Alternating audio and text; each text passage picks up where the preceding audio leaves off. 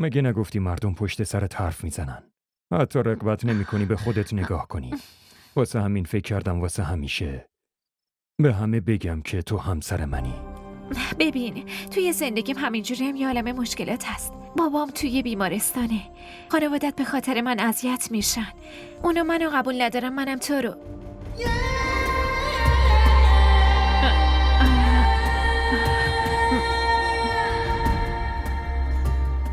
تو منو قبول نداری؟ فقط میخوام اینو بگم، همینطوری که همه چی به هم ریخته بذار همینجوری بمونه. بیشتر از این نمیتونم تحمل کنم. لطفاً.